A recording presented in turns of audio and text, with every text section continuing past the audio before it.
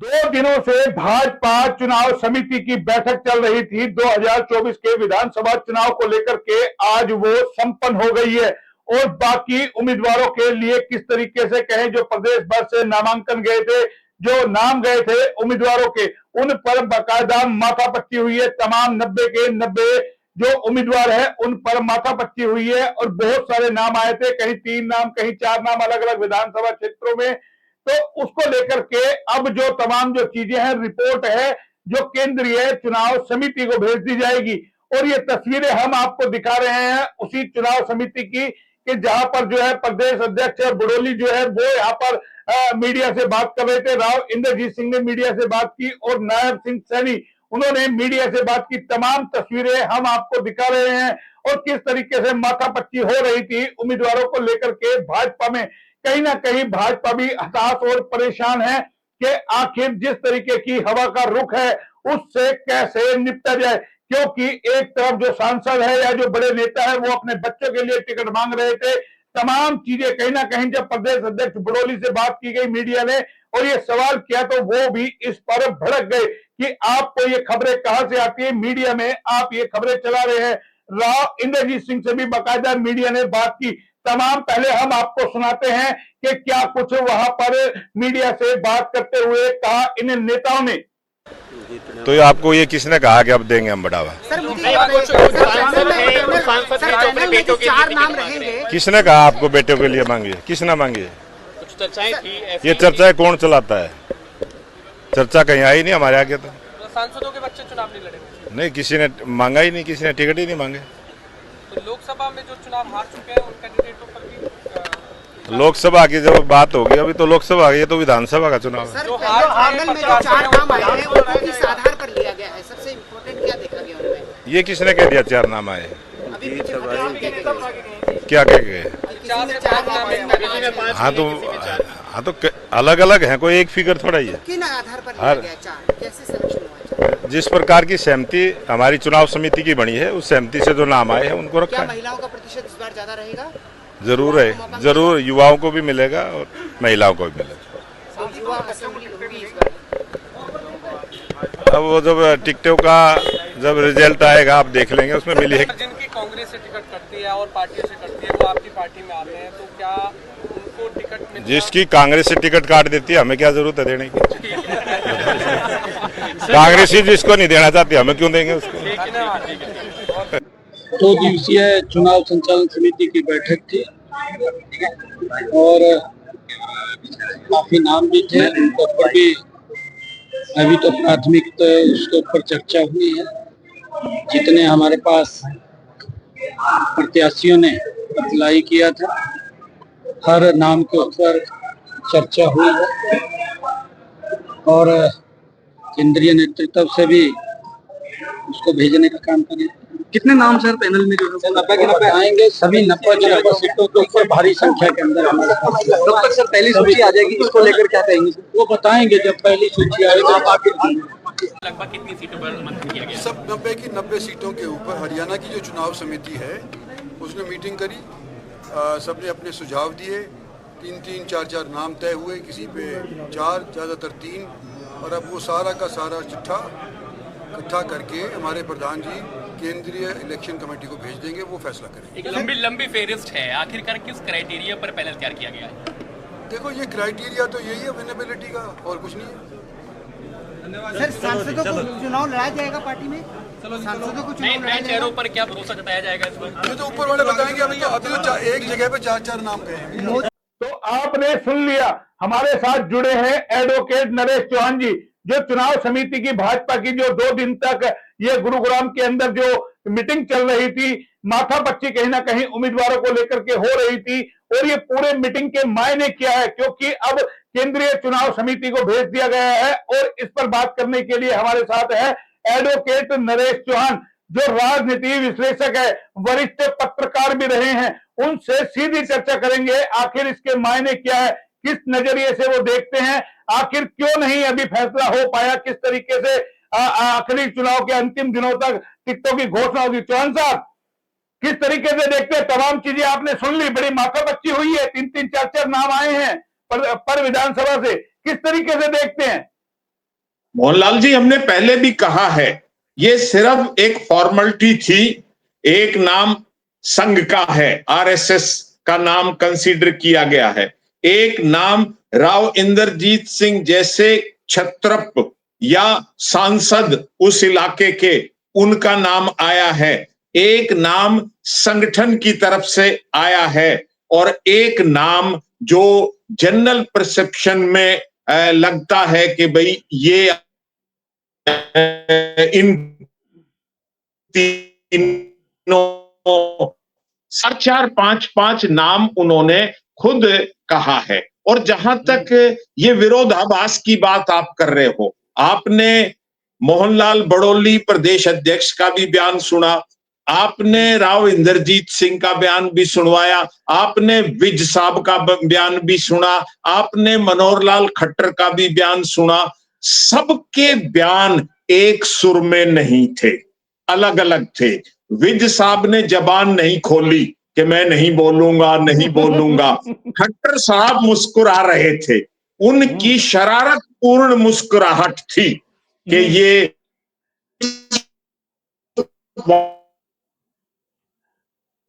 आपके नेटवर्क में प्रॉब्लम आ रही खुलकर है जी। उन्होंने खुलकर कहीं ना कहीं अपनी बात बता दी कि भाई विनेबिलिटी का एक क्राइटेरिया रहेगा और जो हाई कमांड तय करेगा लास्ट से उनकी रहेगी। मुख्यमंत्री नायब सिंह सैनी हो या प्रदेश अध्यक्ष बड़ौली साहब हों, वो दोनों कंफ्यूज्ड थे। उन दोनों की बातें उनकी खुद की समझ में नहीं आ रही थी, तो वो प्रेस वालों को क्या समझाते। तो ये लबो लबाब कुल मिला के वही है कि इंतजार करो।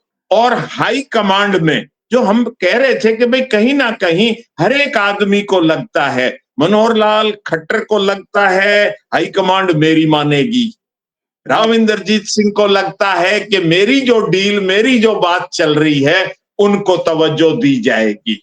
बाकी बड़ौली साहब और नायब सिंह सैनी मुख्यमंत्री साहब का कहीं कोई रोल नहीं रहेगा इस मीटिंग का और इन बाइट्स का। मेरे हिसाब से ये लब्बो लबाब नहीं, लब्बो लबाब है। 90 की 90 सीटों पर देखिए, वो कह रहे कि नाम हमने फाइनल कर लिए हैं। भाई जो पैनल में नाम आए थे तमाम नामों का 4-4, 5-5 नाम, राव इंद्रजीत सिंह भी वो उतरे, ज्यादातर 3 नाम आए हैं, कहीं 4 नाम आए, कहीं 5 नाम आए। तमाम नामों को अब हाईकमान, भाई 2 दिन इनकी माथा पच्ची चली, क्या उसमें एक नाम फाइनल नहीं हो सकता था? ये 2 नाम फाइनल हो जाते, 2 में एक चॉइस हो जाती, बाकी तमाम नुकीन लिस्ट में चली जाएगी सेंटर को। वही बताया हमने कि सबको खुश रखना है कि कोई दाएं बाएं ना हो। भाई आपका भी नाम दे दो, एक आपका भी नाम दे दो, एक संघ से भी नाम आ गया, एक संगठन से नाम आ गया, और एक जो सांसद हैं जो छत्रप हैं, एक नाम उनका आ गया, एक नाम और ले लिया। और जहां तक आप लेकिन जब सवाल करा गया उनसे, भाई सांसदों के बच्चे भी टिकट मांग रहे हैं, तो वो कहते बोले आपको कहां से खबर आती है, कौन से सांसद भाई मांगे नहीं आरती राव की टिकट, मांगेंगे नहीं मांगेंगे राव, ये बताइए ना। मैं कह रहा हूं वो उनका उन्हें खुद ही नहीं पता, ना तो प्रदेश अध्यक्ष को ना मुख्यमंत्री को, तो इसलिए वो भड़क रहे थे। और जिनके बच्चों को टिकट मिलनी है, जिन्होंने अप्लाई किया है, खट्टर साहब बोले कि हमने तो आवेदन मांगे ही नहीं है, आपने वो ध्यान नहीं दिया। खट्टर साहब बोले हमने कोई आवेदन नहीं मांगा। और नायब सैनी और मुख्यमंत्री कह रहे हैं कि बहुत आवेदन आए और सब आवेदनों पे चर्चा करी, तो हमने जो विरोधाभास क्यों, मतलब समिति में नहीं बन पाई है, केंद्रीय समिति फैसला करेगी, तो फिर केंद्रीय समिति की बुला लेते। और एक दूसरा करे, अगर कोई दूसरी पार्टी से आएगा जिसको कांग्रेस टिकट नहीं देती, हम कैसे दे देंगे? लेकिन इतिहास तो ये कहता है जो कांग्रेस से गया उसको सबसे बड़ी टिकट दी है। किरण चौधरी इसका जीता जागता उदाहरण है। सब कुछ होगा हाई कमांड के पास। ये एक्सरसाइज तो 2 दिन, बल्कि हमारी रिपोर्ट तो ये थी कि कल भी होनी थी, लेकिन जब एक दिन में तो 5 जिले निमटे और आज जल्दी जल्दी 17 जिले निमट गए, तो ऊपर से आदेश आया कि बस हो गया है काम, बस चाय पानी पियो और शाम को वाइंड अप करो। तो ये जल्दबाजी, हाई कमांड के आदेश और ये कंक्लूजन आज की इस मंथन का 2 दिन का, ये मैं समझता हूं। मतलब कोई बैर मोल नहीं लेना चाहता कि आप किससे खराब होंगे भाई, केंद्रीय चुनाव समिति देखेगी किसी की टिकट काटनी है नहीं काटनी है, आपके दुश्मनी मोल पालो भाई, कहीं आपकी अगर टिकट आएगी, आपके बच्चों को टिकट आएगी तो उसमें कहीं विघन ना पड़ जाए। अरे मोहनलाल जी, इतनी क्यों माथापची कर रहे हो? इसका ये भी लब्बो लबाब है कि इस चुनाव समिति का कोई मतलब नहीं, इनकी कोई पावर नहीं, वही जो कुछ आया है ऊपर भेज दो, वो जाने, उनका काम जाने, एक ये भी मतलब निकलता है। मतलब बिल्ली के गले में घंटी कौन बांधे? फिर हाईकमान ही बांधेगा? समझे नहीं ना, बिल्ली है ना घंटी है। हम तो वैसे ही गुरु घंटाल हैं, हम तो वैसे ही खड़ताल बजा रहे हैं, हमारा कोई रोल नहीं है। ये बात भी समझ में आ रही है। इनके विरोधाभासी 2019 में जितना एग्रेसिव बीजेपी थी, इस बार ऐसा नजर नहीं आ रही है। कहीं ना कहीं लोकसभा में जो डेंट लगा 5 सीटों का, लगता है बौखला गई है। जो 75 बार का नारा लगा के चली थी 2019 में, 40 में सिमट गई, लोकसभा में 5 सीटों का डेंट लगा, वो घबराहट कहीं नजर आ रही है। सुबह आपने, जब हमने आपसे डिबेट की थी, आपने जिक्र किया था एक नेता का, बोला भगवान करे क्या पता हम जीतेंगे नहीं जीतेंगे, लेकिन हमारी जो सेंटर की जो सरकार है वो 6 महीने से ज्यादा सरकार नहीं चलने देती। बस अब सेंटर की सरकार का ही आसरा है, हाई कमांड का आसरा है। वो हाई कमांड क्या इशारा करे, किनको ले, वहां भी तो लाइन लगी हुई है टूट फूट की, वो भी सारा वॉच कर रहे हैं। और भाई सेंटर की सरकार भी तो बैसाखी के साथ चल रही है चौहान साहब, वो खुद बेचारे सांस ले रहे हैं कि कितने दिन सरकार चलेगी नहीं चलेगी, कब नीतीश कुमार पलटी मार जाए, कब नायडू चले जाए, तो वो भी तो उनको डर सता रहे हैं ना। इसीलिए अब ये भी हाई कमांड ये भी देखेगा कि भाई अगर हमने हारना ही है तो फिर हम क्यों किसी को ऑबलाइज करें, हम आरएसएस की रिकमेंडेशन पे संगठन के अपने कार्यकर्ता को उनको लड़वा देंगे। तो अब ये तो लिस्ट आएगी जब पता चलेगा कि क्या मनते। चलते ये बता दीजिए, राव कहां खड़े मिलेंगे? आपने तमाम जगह सबके बयान आपने सुने हैं, राव के बयान भी सुने हैं। कहीं राव के इससे लगता है कि भाई 5-10 सीटें मुझे पार्टी देगी नहीं देगी, मेरी ऊपर डील हो रही है, तो राव का क्या लगता है? राव को लेकर के आपका बयान जानना चाहता हूं कि राव क्या कुछ लगता है, जो बयान आपने सुनी है, जो बयान आपने सुना है, उनके चेहरे के जो एक्सप्रेशन आपने देखे, वो उनको देख करके क्या समझते हो? वो तो यही है कि भाई उन्होंने, सब ने, हाई कमांड ने कह दिया अपनी छाती से पत्ते लगाए रखो, मत बताओ, हम तुम्हारे साथ न्याय करेंगे। ये है डील कम। अब वो क्या न्याय होगा अन्याय होगा ये राम ही जाने। तो खेला तो नहीं हो जाएगा राव के साथ? बड़ा झटके पे झटका, एक और बड़ा खेला हो जाए कहीं? राव जो उम्मीद लगाए बैठे हैं, आरती राव को चुनाव लड़ाना है, अपने समर्थकों को टिकट दुआनी है भाई, जितनी दक्षिण हरियाणा की या साउथ की जितनी भी टिकट है जो बांटनी है, उसमें मेरी बातें रखी जाएगी, मेरी चलेगी, तो ऐसा कुछ लग रहा है आपको? ये नहीं भी चली ना, नहीं भी हुआ तो राव भी कच्चे खिलाड़ी नहीं है, वो इनको भी पता है। इसीलिए राव अपने पत्ते नहीं खोल रहे। तो वो भी 3 झटके 4 झटके झेल लिए, तो भाई 100 सुनार की 1 लोहार की, राव भी 1 लोहार वाली चोट मार सकते हैं। कब तक बड़ी बात करें? कैसी चोट? चोट का मतलब समझा दो मुझे। जैसे ही ये फाइनल होने की स्टेज में देखना है कांग्रेस पहले डिक्लेयर करती है या बीजेपी डिक्लेयर करती है, बीजेपी एक मुश्त डिक्लेयर करती है या टुकड़ों में डिक्लेयर करती है, अहीरवाल को पहले लेती है या लास्ट में लेती है। एन मौके पर हम बता भी चुके हैं कि राव पार्टी और पद नहीं छोड़ेंगे, मंत्री पद नहीं छोड़ेंगे, लेकिन राव की सेना जो है वो मैदान में खेला करने के लिए तैयारी कर चुकी है। तो चलिए ठीक है, आपने बड़ी बात रखी है। देखिए राव खेला करने को तैयार है या फिर राव के साथ खेला होगा, ये तमाम चीजें देखनी होगी। लेकिन जो हम आपको तस्वीरें दिखा रहे हैं, जो हरियाणा चुनाव समिति जो भाजपा की थी, उसकी मीटिंग संपन्न हो गई है। तमाम 90 सीटों पर जो नाम आए थे, उन नामों में छटनी करके, जिसमें 3-3, 4-4 नाम बताए जा रहे, तमाम केंद्रीय चुनाव समिति को भेज दिए गए हैं और केंद्रीय चुनाव समिति अब इस पे फैसला करेगी। और वो कब तक होता है? 2 दिन, 4 दिन या 30 तारीख के बाद होगा।